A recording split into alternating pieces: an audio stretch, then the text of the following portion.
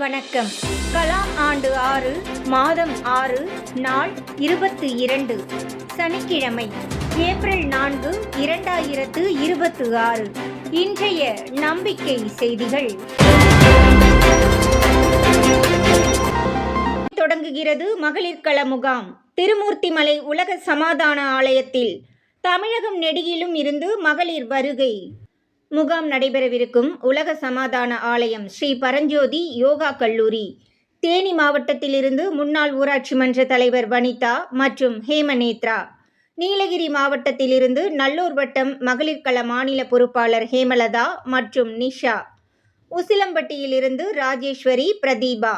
மதுரையிலிருந்து government arts and science college Kappalur doctor V Meena, Karpaga Pandiammal, Nithya, Kalaiselvi, Devi. திருச்சியிலிருந்து நமிதா. திருவள்ளூரிலிருந்து கல்விக்கோயில் துறை மாநில பொறுப்பாளர் யோகேஸ்வரி. சேலம் மண்டல பொறுப்பாளர் பாக்கியலட்சுமி மற்றும் ராகவி. நாமக்கல்லில் இருந்து தங்கமணி ஆகியோர் முகாம் நோக்கி வந்து கொண்டிருப்பதை பதிவு செய்து வருவதாகவும், மற்றவர்கள் அனைவரும் அதிகாலை வந்து சேர்வதாக தகவல் பதிவு செய்துள்ளதாக முகாம் பொறுப்பாளரும் மகளிர் கள மாநில பொறுப்பாளருமான ஹேமலதா தெரிவித்தார். கூகலூர் ஊராட்சி ஒன்றிய நடுநிலைப்பள்ளி ஆண்டு விழாவில் அரசமைப்பு சாசன முகப்புரை. தேர்தலில் வாக்களிக்க பணம், பொருள் பெறமாட்டேன் ஆகிய உறுதிமொழி முக்கிய இடம் பெற்றது. ஏப்ரல் 2 அன்று ஈரோடு மாவட்டம் கூகலூர் ஊராட்சி ஒன்றிய நடுநிலைப்பள்ளியில் ஆண்டு விழா நடைபெற்றது. சிறு வயதில் இப்பள்ளியில் படித்த அக்னி ஸ்டீல்ஸ் நிர்வாக இயக்குனர் தங்கவேலு அவர்கள் இவ்விழாவில் சிறப்பு விருந்தினராக கலந்து கொண்டு பேசும்போது, இறுதியாக அரசமைப்பு சாசன முகப்புரையை வாசிக்க வைத்தும், தேர்தலில் வாக்களிக்க பணம், பொருள் பெறமாட்டோம் என்றும் உறுதிமொழி ஏற்க வைத்ததும் சம்பிரதாயமான ஆண்டு விழாவை சமூக விழிப்புணர்வையும் பொறுப்புணர்வையும் விதைத்த விழாவாக ஆக்கியதை பார்க்கிறேன் என்று பள்ளி தலைமை ஆசிரியை ரமாதேவி அவர்கள் தங்கவேலு ஐயா அவர்களை பாராட்டி தமது மகிழ்ச்சியினை தெரிவித்துள்ளார். அக்னி ஸ்டீல் நிர்வாக இயக்குனர் தங்கவேலு ஐயா அவர்கள் எத்தகைய விழாவிற்கு சென்றாலும் அங்கெல்லாம் சமூக விழிப்புணர்வையும் பொறுப்புணர்வையும் தவறாமல் ஏற்படுத்தி வருகிறார் என்பது குறிப்பிடத்தக்கது. நம்பிக்கை செய்திகளுக்காக சென்னையிலிருந்து தயாநிதி. தலைமைத்துவத்திற்கு பொறுப்பேற்றாலே சிறந்த சுய பயிற்சி நல்லூர் வட்டத்தின் வெற்றிகரமான செயல்முறை. மாணிக்க மாணவர்கள் எப்படி பள்ளி படிப்பு காலத்திலேயே தலைமைத்துவ திறன் பெறுகிறார்கள் என்பது பலருக்கும் ஆச்சரியகரமான கேள்வி. அதற்கு காரணம், மாணிக்க மாணவர்களை வீட்டில், பள்ளியில், சமூகத்தில் மூன்றிலுமே அவர்கள் விருப்பத்திற்கு இணங்க ஒரு செயலுக்கு பொறுப்பேற்று அன்றாட வாழ்க்கையில் அதை நிறைவேற்றி வர வழிகாட்டி ஊக்கமளித்து வருகிறது. அப்படி தம்மை மேம்படுத்தி கொண்டு வரும் அரியக்குடி அரசினர் மேல்நிலைப்பள்ளி மாணிக்க மாணவர்கள்தான் 11ஆம் வகுப்பு படிக்கும் விஷ்ணு, மனோஜ் ஆகியோர்.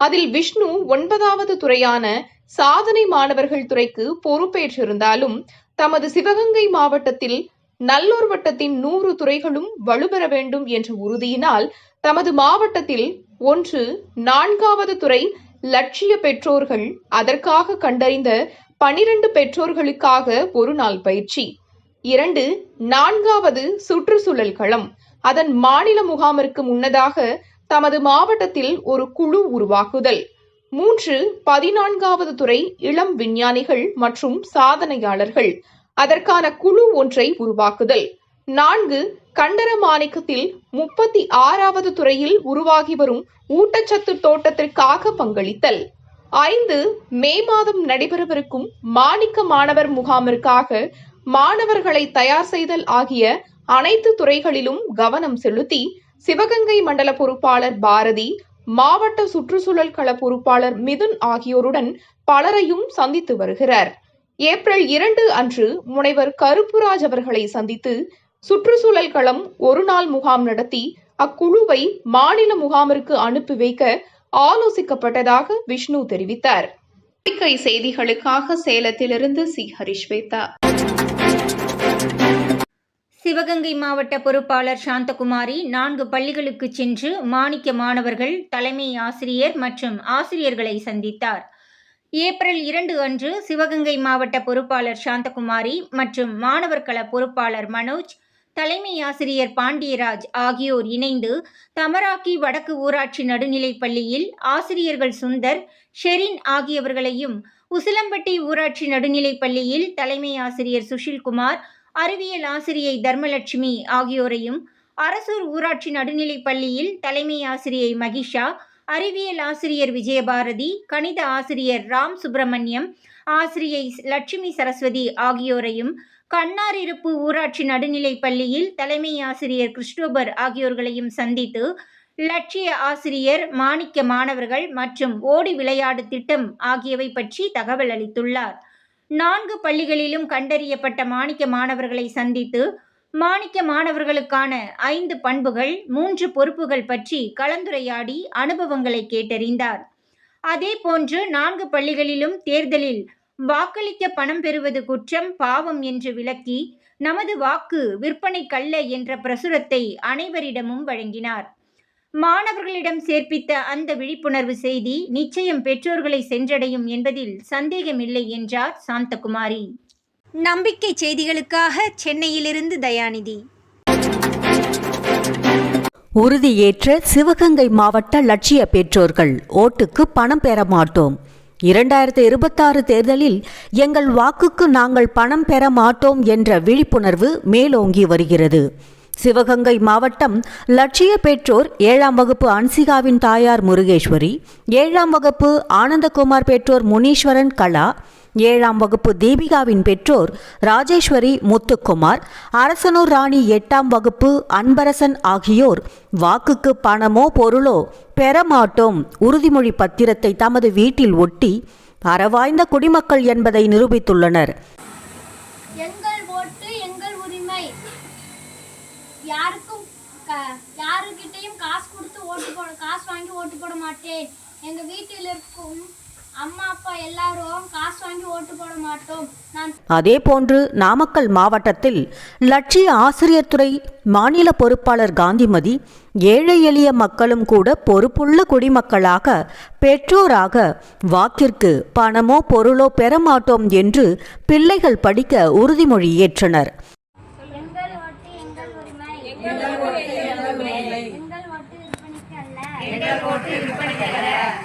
திண்டுக்கல்லில் மார்கோஸ் அமைப்புசாரா தொழிலாளர்கள் துறை மாநில பொறுப்பாளர், இல்லம் தேடி உள்ளம் நாடி சென்று நமது வாக்கு விற்பனைக்கு அல்ல விழிப்புணர்வு பிரசுரம் வழங்கி வருகிறார். அறிவார்ந்த சமூகம் உருவாகி வருவது நம்பிக்கை அளிப்பதாக அரசு இயல்கள மாநில பொறுப்பாளர் சரோஜினி தெரிவித்தார்.